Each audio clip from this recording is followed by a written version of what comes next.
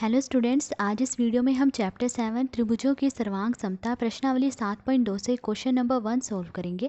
और अगर आपने मेरे चैनल को सब्सक्राइब नहीं किया है तो कर लीजिए। अब क्वेश्चन नंबर 1 देखिए, लिखा है निम्न में आप कौन से सर्वांग सम प्रतिबंधों का प्रयोग करेंगे।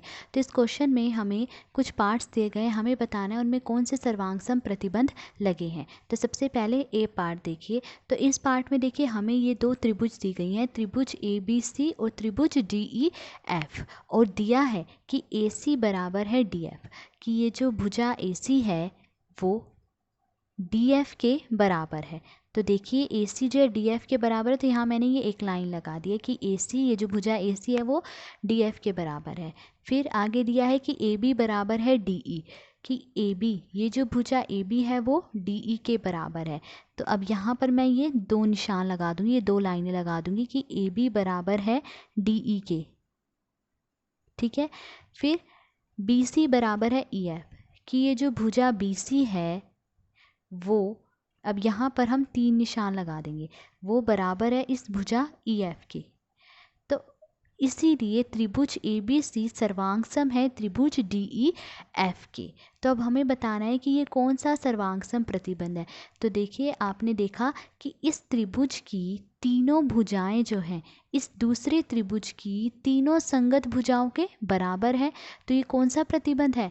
SSS प्रतिबंध, यानी साइड साइड साइड सर्वांग सम प्रतिबंध।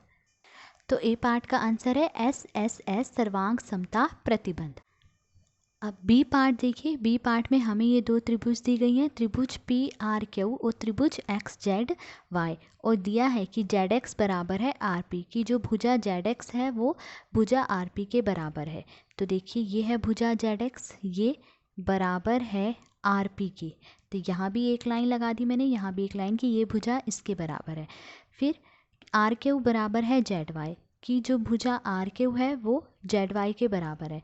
तो ये जो भुजा RQ है, अब यहाँ पर दो लाइनें लगा देंगे, तो ये भुजा RQ बराबर है भुजा ZY के, ठीक है। फिर आगे दिया है कि कोण PRQ, कोण PRQ, देखिए इसमें ये जो बीच में आता है ना अक्षर, उस पर कोण बन रहा है, यानी R पर कोण बन रहा है, इस पर कोण बन रहा है। कोण PRQ यानी कि ये वाला कोण, ठीक है।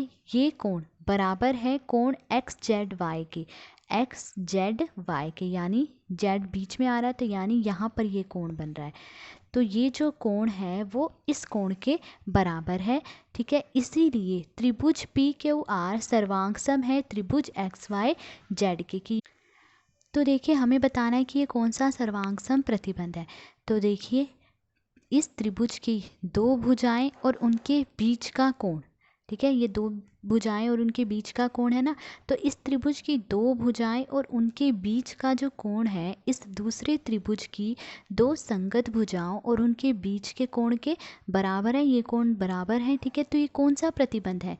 ये है SAS प्रतिबंध, यानी साइड एंगल साइड सर्वांग समता प्रतिबंध। तो बी पार्ट का आंसर है साइड एंगल साइड सर्वांग समता प्रतिबंध।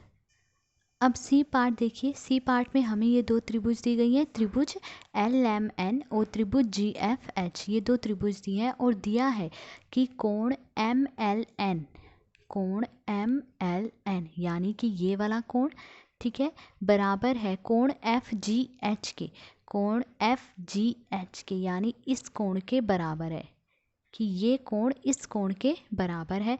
और फिर दिया है आगे कि कोण NML, कोण NML यानी ये वाला कोण, क्योंकि M बीच में आ रहा है ना, तो कोण NML यानी ये वाला कोण जो है, ये कोण बराबर है कोण GFH की, GFH की, यानी इस कोण की। तो ये कोण इस कोण के बराबर है और ये कोण इस कोण के बराबर है। और फिर दिया है कि ML बराबर है FG की, भुजा ML भुजा FG के बराबर है, कि ये जो भुजा है ML ये बराबर है भुजा FG की। तो इसीलिए त्रिभुज LMN सर्वांग सम है त्रिभुज GFH की, इसीलिए ये त्रिभुज जो है इस त्रिभुज के सर्वांग सम है। तो अब तो देखिए बताना है कि कौन सा सर्वांग समता प्रतिबंध लगा है।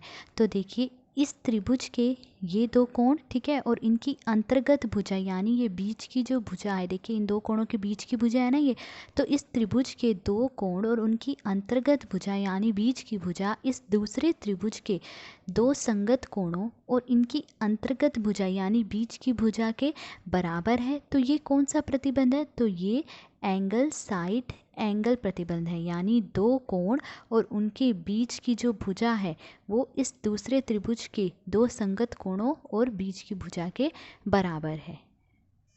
तो सी पार्ट का आंसर है ASA सर्वांग समता प्रतिबंध, यानी एंगल साइड एंगल सर्वांग समता प्रतिबंध। अब डी पार्ट देखिए, डी पार्ट में हमें ये दो त्रिभुज दी गई हैं, त्रिभुज ABE और त्रिभुज CDB। देखिए ये दोनों जो है समकोण त्रिभुज है, इनमें 90-90 डिग्री का कोण बन रहा है। देखिए इसमें भी 90 डिग्री का कोण बन रहा है और इसमें भी 90 डिग्री का कोण बन रहा है। ये 90 डिग्री के कोण का निशान होता है। तो ये दोनों जो है समकोण त्रिभुज है और दिया है कि EB बराबर है DB, कि ये जो EB है वो DB के बराबर है।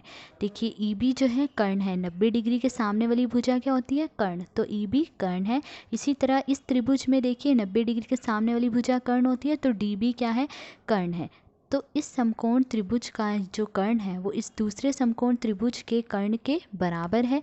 फिर दिया है कि AE बराबर BC, की जो भुजा AE है, इस त्रिभुज की ये जो भुजा AE है वो इस दूसरे त्रिभुज की भुजा BC के बराबर है। और कोण A बराबर कोण C बराबर 90 डिग्री है, कि कोण A और कोण C ये दोनों जो है 90 डिग्री हैं। इसीलिए त्रिभुज ABC सर्वांग सम है त्रिभुज CDB के, कि ये जो त्रिभुज ABE है वो इस त्रिभुज CDB के सर्वांग सम है। हमें बताना है कि कौन सा सर्वांग समता प्रतिबंध लगा है।